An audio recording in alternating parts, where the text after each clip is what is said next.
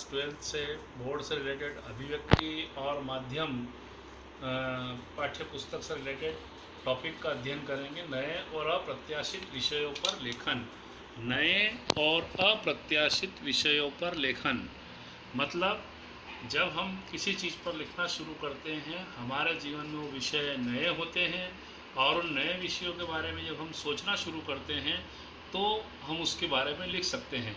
अब सोचना जब शुरू करते हैं तो उसके बारे में लिखना भी अगर है तो सबसे पहले हम हमारी पुरानी जो घटनाएं घटी है हमारे जीवन में, चाहे वो हमारा पहली बार टेलीविज़न देखना हो, पहली बार माता पिता के साथ में मूवी देखने जाना हो, दोस्तों के साथ पिकनिक पर जाना हो, या पहली आपकी यात्रा हो, तो एक प्रकार का ये अप्रत्याशित विषय है जिस पर आपने पहले कभी लिखने का प्रयास नहीं किया है।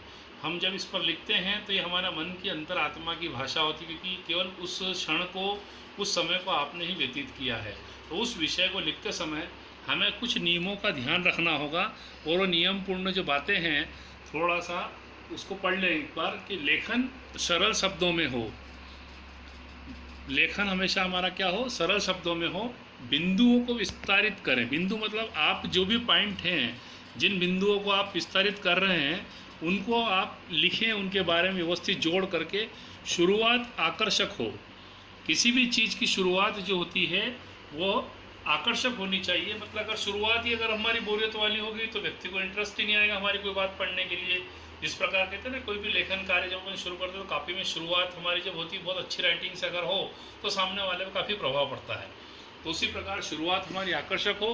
लिखते समय नियमबद्ध तरीके से आगे बढ़े। हर चीज़ को, हर कार्य को करने का एक नियम होता है और उस नियम को सुचारू रूप से व्यवस्थित तरीके से लिखना चाहिए। कि मान लो, उसका उदाहरण देता हूँ मैं आपको कि हमने कोई घटना के बारे में लिखा तो घटना की जो शुरुआत है उसको शुरुआत में लिखना। ऐसा नहीं हो कि घटना का अंत की कुछ बातें हम पहले बता दें और शुरुआत की बातें बाद में ले जाएं, तो हमारा लेखन अव्यवस्थित हो जाएगा।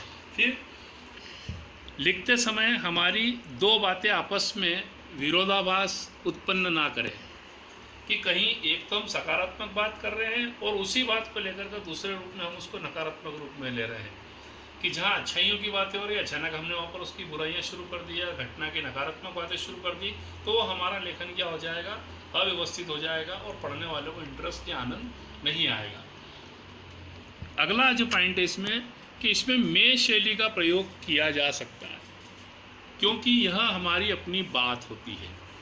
मैं शैली मतलब मैं स्वयं जी रहा हूँ। मैं अगर वो घटना के बारे में लिख रहा हूँ तो वो घटना होगी मेरे स्वयं की अपनी, मेरे साथ गुजरने वाली वो बातचीत, मेरा बीता हुआ पूर्व की जो काल है उस समय की घटना है वो।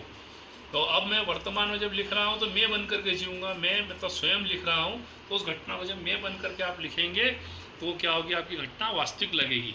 और अंत में शब्द सीमा। किसी भी लेखन को लिखते समय उसकी एक वर्ड लिमिट होती है, शब्द होते हैं, वो सीमित शब्दों में लिखना जरूरी है। क्योंकि बहुत अत्यधिक लंबा जो लेखन हो जाएगा या तो आलेख बन जाएगा या फीचर बन जाएगा। तो हम हमारी शब्द सीमा 100 से 150 शब्दों के बीच में ही रखें। मतलब 100 to 150 वर्ड्स हमारी लिमिट हो, और उसको जितना अच्छा हो सके हम लोग अगर अनुकूल रूप में लिखने का प्रयास करेंगे तो हमारे नए और अप्रत्याशित विषयों पर जो लेखन होगा वो काफ़ी गंभीर होगा, काफ़ी नियंत्रित होगा और पढ़ने वाले को उसका आनंद आएगा। आशा है आपको मेरे इस नए और अप्रत्याशित विषय पर जो लेखन के बारे में जानकारी है वो आपको समझ में आई होगी और उस लेखन को आप मेरे दिए गए टॉपिक पर बाद में लिखने का प्रयास करेंगे। धन्यवाद। अब हम लोगों ने नए और अप्रत्याशित विषयों पर लेखन तो समझ ही लिया है। उससे रिलेटेड होम असाइनमेंट का टॉपिक भी हमारे पास, मेरी पहली रेल यात्रा।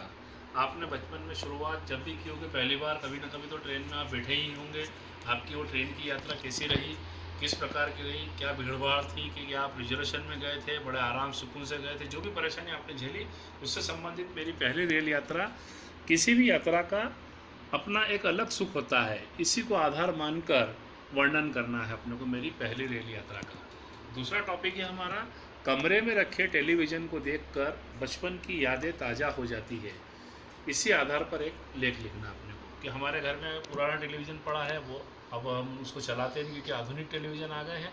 तो उस टेलीविज़न को देखकर हमारे मन में कौन कौन से विचार आते हैं, कौन सा धारावाहिक आपने पहली बार देखा था, कौन सी फिल्म आपने उस पर पहली बार देखी थी, आपके अनुभव क्या थे, इस विषय पर आपको लेख लिखना है। तो आशा है आपको दोनों मेरे टॉपिक समझ में आ गए होंगे और इनको आप लिखने का प्रयास करेंगे।